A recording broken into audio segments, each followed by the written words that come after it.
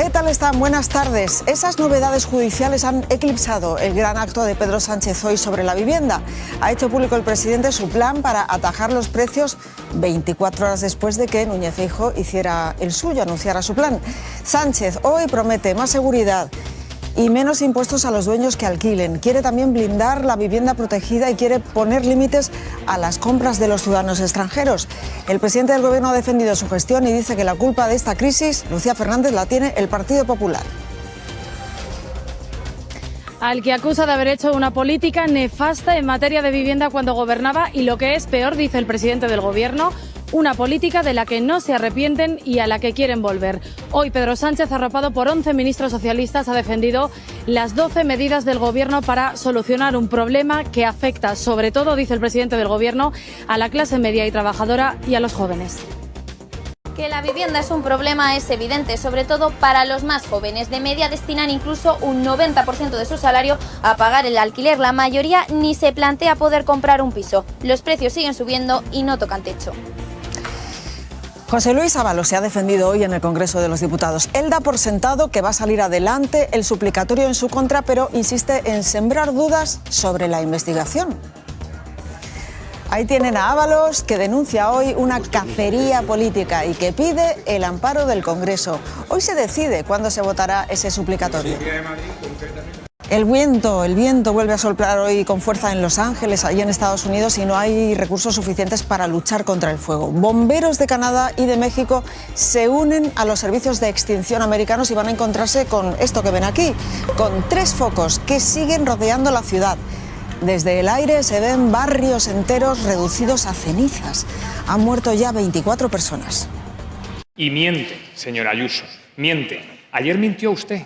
Y hoy tenemos en todos los medios de comunicación la prueba de la mentira, el reconocimiento de que sí hubo delitos y que por lo tanto usted mintió. Recordarán ustedes este día, fue el 14 de marzo del año pasado, cuando el entonces líder del PSOE madrileño, Juan Lobato, enseñó ese famoso correo del abogado del novio de Ayuso, correo con sus datos fiscales, en ese pleno de la Asamblea de Madrid. Ese hecho al final también fue un punto de inflexión en la carrera política del propio Juan Lobato, que tuvo que renunciar al cargo hace ya mes y medio. Y no solo eso, porque hoy el Tribunal Supremo cita como investigado al fiscal general del Estado el próximo 29 de enero. El juez señala que ese email que exhibió Juan Lobato, ese documento privado sobre el novio de Díaz Ayuso, salió de la Fiscalía General del Estado con destino a la presidencia del Gobierno, a la Moncloa. El magistrado del caso considera apuntalados los indicios contra Álvaro García Ortiz por revelación de secretos. Pedro Callejas. Así es, dice que Álvaro García Ortiz fue la persona que dirigió los pasos encaminados a la filtración de ese correo con los datos privados del novio de Ayuso y que además se aprovechó de la situación de superioridad que le da su cargo para hacerlo. Además, el magistrado da por hecho que esos datos privados salieron directamente de la Fiscalía General destino Moncloa. Por todo ello, el magistrado cree que se da ya las circunstancias, las condiciones necesarias para tomar declaración a los 3 investigados. Ya hay 3 porque hoy el juez ha imputado también a Diego Villafañe, que es persona de confianza, mano derecha del fiscal general.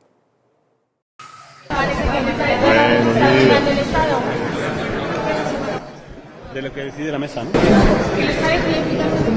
Hoy ni Pedro Sánchez ni sus ministros querían hablar de esas filtraciones ni del fiscal general del Estado. Hoy era el día de exponer el plan del Gobierno para hacer más accesible la vivienda y el alquiler. Bueno, la vivienda, ya saben ustedes que se ha convertido en la gran y principal preocupación de este país y los políticos lo saben. Este fin de semana ya hemos conocido las propuestas del Partido Popular y hoy Pedro Sánchez ha anunciado una batería de 12 medidas. Aquí las tienen todas. Se propone, por ejemplo, más impuestos para los pisos turísticos y también, y esto es novedoso, se propone limitar la compra de viviendas a ciudadanos extracomunitarios que no residan aquí en España. Lucía Fernández. Sí, esas son algunas de las 12 medidas que ha presentado y defendido hoy el presidente del Gobierno y que para Moncloa se resumen en más vivienda, mejor regulación y más ayudas. Pedro Sánchez asegura que este ya es el principal problema de la clase media, un obstáculo para los jóvenes que no se pueden emancipar y que esta situación también es en parte consecuencia de la política, dice, nefasta que hizo el Partido Popular en su día cuando gobernaba y acusa a los de Feijóo de querer volver a esa política, insiste, del pelotazo y de la burbuja inmobiliaria. Pedro Sánchez hoy ha estado arropado por 11 ministros socialistas, no ha asistido nadie de Sumar y algunas de estas medidas irán mañana al Consejo de Ministros. Sobre vivienda pública, si miramos al resto de Europa, María José Zamora, vemos que aquí en España apenas se construye. Estamos a la cola, ¿no? Sí, Sandra, estamos por debajo de la media europea, en el puesto 18, con tan solo un 2,5% de vivienda pública, solo superado por Rumanía y por Portugal, que tienen menos. Países Bajos lidera ese ranking con un 30%, seguido de Austria y de Dinamarca. Propuestas aparte, el precio del alquiler no para de subir en España. En 2024, más de un 9,5%, eso de media, porque hay capitales como Segovia, Castellón, Madrid o Guadalajara, donde el alquiler subió más de un 20%. Y sobre el alquiler, Pedro Sánchez ha puesto como ejemplo las medidas que se han tomado en Francia para proteger tanto a propietarios como inquilinos. Allí el precio de la vivienda, además, ha bajado en los últimos meses. Álvaro del Río. Sí, casi un 5% ha caído el precio del metro cuadrado en Francia en 2024 respecto al año anterior, aunque los alquileres han seguido subiendo precisamente para favorecer el acceso a la vivienda. El gobierno galo desplegaba una serie de medidas como ese sistema de garantías públicas estatales que protege tanto a propietarios como inquilinos cuando no puedan abonarse las cuotas, una medida destinada sobre todo a las rentas más bajas, pero existen también otros dispositivos como los préstamos sin intereses garantizados por el Estado para adquirir una primera vivienda. Esta es otra de las imágenes de la mañana. José Luis Ábalos ha reaparecido hoy en el Congreso de los Diputados para presentar sus alegaciones contra su suplicatorio. El exministro y ex número 2 del Partido Socialista ha defendido cuáles son sus motivos para evitar que el Tribunal Supremo le investigue. Lucía González. Ábalos asegura que él es víctima de una cacería política. Sigue diciendo eso. En la que dice Sandra, él no es más que un elemento para hacer caer al gobierno de Pedro Sánchez. Lo ha hecho a lo largo de 88 páginas en las que habla de un caso prospectivo, cargado de irregularidades y delante y detrás de las cámaras ha sido muy duro contra el que fuera su partido. Dice que se equivocan en que una condena contra él va a solucionar sus problemas y les pide más decoro, que no sean tan escrupulosos para unos casos mientras que dictan sentencias para otros. Ahora la comisión se da 24 horas para decidir si el suplicatorio sigue adelante, aunque ya se da por hecho que será así. Inconstitucional desde el principio al fin. No hay ni un solo artículo de los que yo he leído que sea constitucional. Ya lo han oído, muy contundente esta mañana en el Espejo Público. El exfiscal general del Estado, Eligio Hernández, dice que la reforma legal que plantea el PSOE para limitar las acusaciones populares, dice que eso es ilegal, inconstitucional. Hay muchos jueces en contra, Teo Ibernón, además de los propios socios del Gobierno. Sí, Sandra, porque Sumar, que forma parte del Gobierno, se muestra en contra. Tampoco satisface a otras formaciones como Podemos o Junts. Y esto hace que su tramitación parlamentaria, tal y como la ha presentado el Gobierno, vaya a ser muy complicada. Para muchos juristas y para la oposición, limitar ahora la acusación popular tiene como objetivo eliminar los casos judiciales que afectan a familiares de Pedro Sánchez. La investiga por un presunto delito contra los derechos de los trabajadores. Hoy Nacho Cano ha echado balones fuera. Él dice que estuvo mal asesorado y que no conocía los detalles de los contratos de sus becarios. Marino Holgado. Sí, Nacho Cano ha declarado que él se ocupa solamente de la parte artística, pero aún así ha negado cualquier delito contra sus becarios porque dice él confía en su equipo. Ante la jueza ha insistido en que todo esto es una conspiración política contra él y ya fuera ante las cámaras ha hecho un alegato contra Pedro Sánchez. Eso sí, ha evitado responder a las preguntas de los periodistas. Por aquí ha venido también hoy Leslie, la becaria que le denunció. Dice que ha venido para que Nacho Cano le mintiera a la cara, pero no han llegado a verse. Sí que n'hi ha patrulles per la nit, sí que n'hi ha. Silencio, silencio. Nervios otra vez en el ayuntamiento de Paiporta, en la zona cero de La Dana. Se había convocado esta mañana un pleno extraordinario y los vecinos pues han vuelto a mostrar su indignación. Ya hubo un pleno allí, el primero después de la Dana, con muchísima tensión también, hace poco más de un mes. Y hoy pues los vecinos vuelven a mostrarse muy descontentos, Isabel Goyanes, con la gestión de la Dana. Sí, aquí en la segunda planta continúa celebrándose un pleno solicitado por la oposición. En teoría es de carácter extraordinario. Eso quiere decir que los vecinos no tienen ni voz ni voto. Pero es verdad que la alcaldesa Maribel Albalat les ha dicho que habría turno de palabra y en eso están. ¿Qué dicen los vecinos de Paiporta a pie de calle? Pues se quejan, Sandra. Siguen un poco con lo mismo. Vehículos que están en los alrededores de la población en que no han sido retirados. Tienen socavones en las calles. Se quejan también de que hay negocios y plantas bajas que todavía no funcionan, que no se pueden abrir. Piden, en definitiva, desde aquí, desde la zona cero, ser escuchados y que les den soluciones. A la señal en directo que nos llega desde allí, estaba amaneciendo como ven, son ahora las 6:20 de la mañana, 6:18 minutos, y esas llamas, pues les podemos contar que han quemado llamas de 160 kilómetros cuadrados, una superficie que equivale casi al doble del tamaño de la ciudad de Barcelona. Ya son 24 los fallecidos por los incendios. Ahora mismo hay 3 focos que siguen fuera de control. Además, hay alerta roja por fuertes vientos con rachas de hasta 100 kilómetros por hora. Antoni Belchi, última hora desde allí.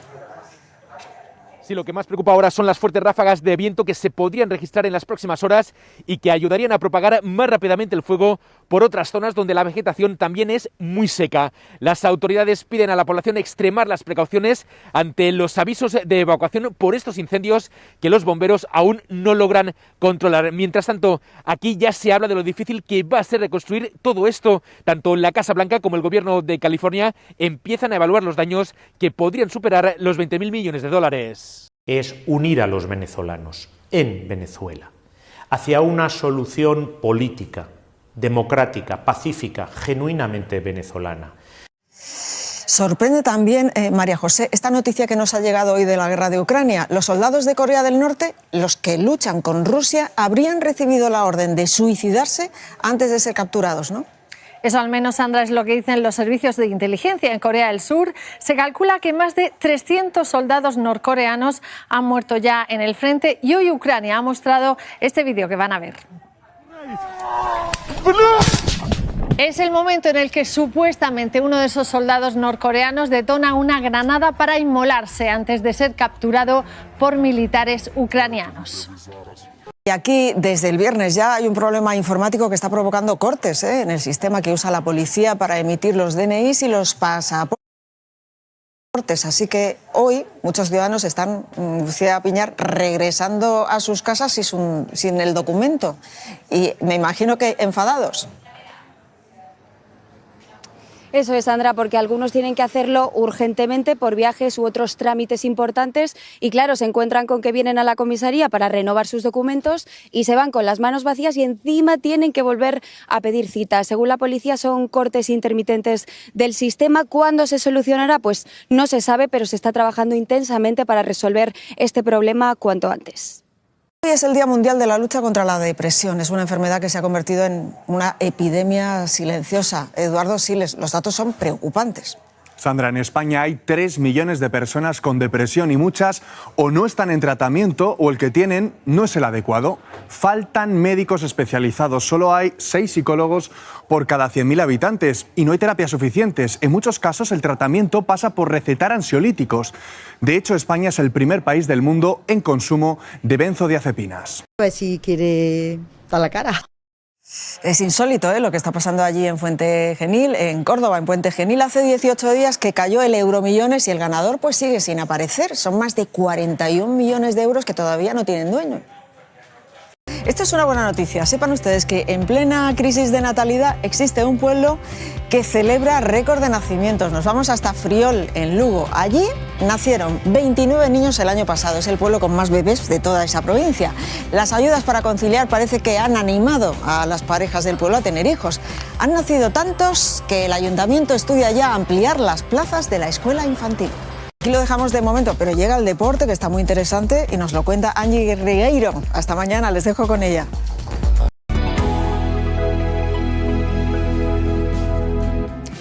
Muy buenas Buenas tardes. Tenemos por delante una semana gélida de temperaturas bajo los 0 grados, pero muy seca.